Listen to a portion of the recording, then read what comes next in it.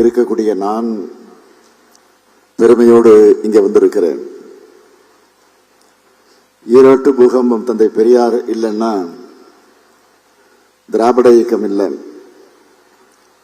பேரறிஞர் அண்ணா இல்லை, முத்தமிழறிஞர் கலைஞர் இல்லை, ஏன் தமிழ்நாட்டுக்கு இந்த அளவு வளர்ச்சியும் இருந்திருக்காது. ஈரோட்டை பற்றி சொல்லணும்னா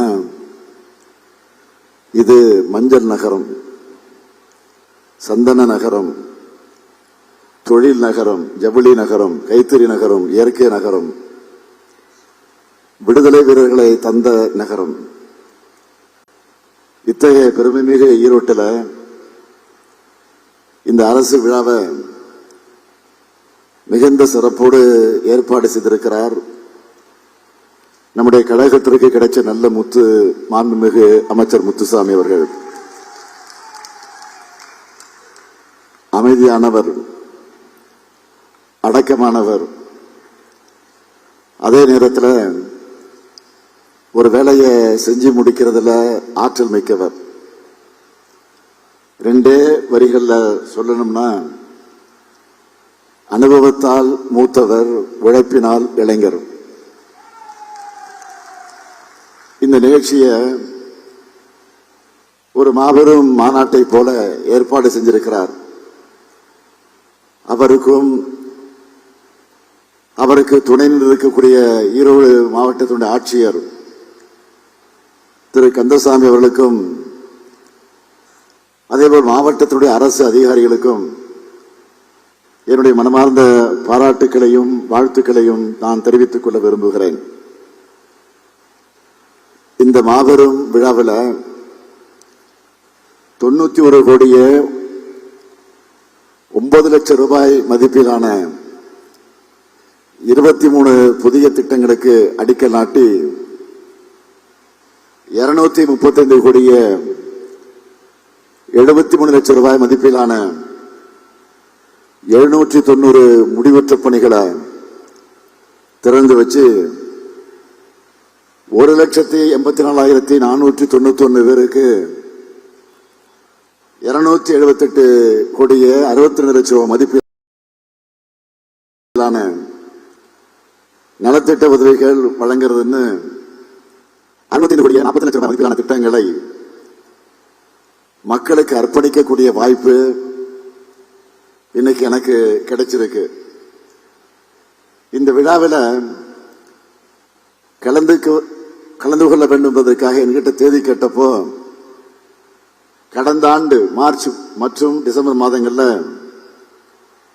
பொள்ளாச்சி மற்றும் ஈரோட்டில் நடைபெற்ற அரசு நிகழ்ச்சிகளில் நான் அறிவித்த 12 அறிவிப்புகளுடைய ஸ்டேட்டஸ் என்ன, நிலை என்ன என்று நான் கேட்டேன். அதிகாரிகள் என் கையில் ஒரு ரிப்போர்ட்டை கொடுத்தாங்க, அது என் கையில் இருக்கு. அறிவிப்புகள் எல்லாமே பல்வேறு நிலைகள்ல செயல்பாட்டுக்கு வந்துகிட்டு இருக்கு. குறிப்பா மாநகராட்சியில 106.78 கோடி கிலோமீட்டர் நீளத்துக்கு சாலை சீரமைப்பு பணிகள் மேற்கொள்ளப்படும் அறிவிச்சோம். 79.83 கிலோமீட்டர் நீளத்துக்கு பணிகள் முடிக்கப்பட்டு எஞ்சியுள்ள பணிகள் நடைபெற்று வருது. இந்த பணிகள் அனைத்தும் டிசம்பர் 10க்குள்ள முடிக்கப்பட்டு மக்களுடைய பயன்பாட்டுக்கு கொண்டு வரப்பட இருக்கு. என்னை பொறுத்த வரைக்கும் இந்த விழாவுக்கு வந்தோம், அறிவிச்சோமோ அப்படின்னு இருக்க மாட்டேன். அத்தனை அறிவிப்பையும் செயல்படுத்தி காட்டக்கூடிய அரசு தான் நம்முடைய திராவிட மாடல் அரசு. கடந்த 4 ஆண்டு காலத்தில் ஈரோடு மாவட்டத்துக்கு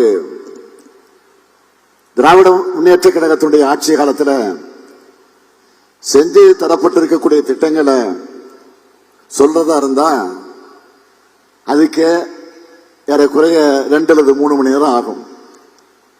எனவே தலைப்புச் செய்தியா சிலவற்றை மட்டும் உங்களுக்கு நினைவூட்ட விரும்புகிறேன்.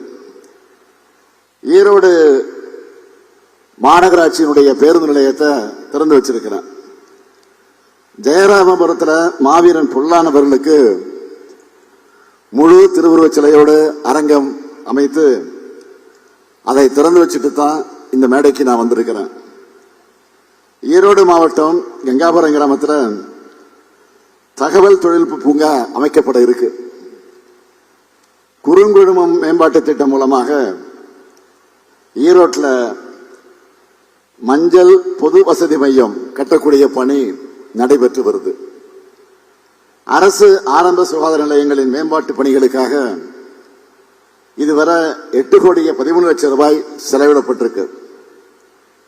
கலைஞர் நகர்ப்புற மேம்பாட்டு திட்டத்தின் கீழ் கடந்த 4.5 ஆண்டுகளில் 195 உட்கட்டமைப்பு பணிகள் மேற்கொள்ளப்பட்டு இதுவரை 177 பணிகள் முடிக்கப்பட்டு பயன்பாட்டுக்கு வந்திருக்கு. மீதமுள்ள 18 பணிகளும் நடைபெற்றுக் கொண்டிருக்கிறது. ஈரோடு, கோபிச்செட்டிப்பாளையம், சத்தியமங்கலம் மற்றும் பெருந்துறை ஆகிய 4 இடங்கள்ல அறிவுசார் மையம் அமைக்கப்பட்டிருக்கு. நெடுஞ்சாலைத்துறையில பல்வேறு திட்டங்களின் கீழ் கடந்த 4.5 ஆண்டுகள்ல 944 கிலோமீட்டர் நீளம் உள்ள சாலை பணிகள் முடிக்கப்பட்டு பயன்பாட்டுக்கு கொண்டு வரப்பட்டிருக்கு. 17 ஊரக பாலங்கள், 73 நெடுஞ்சாலை பாலங்கள் அமைக்கப்பட்டு வருது. ஈரோடு மண்டலத்தில் 400 திருக்கோயில்கள்ல 554 பணிகள் நடைபெற்று வருது. இதுல 150 திருக்கோயில்கள்ல 218 பணிகள் முடிக்கப்பட்டிருக்கு. கடந்த 4.5 ஆண்டு காலத்தில் 133 திருக்கோயில்களுக்கு குடமுழுக்கு நடத்தி முடிக்கப்பட்டிருக்கு.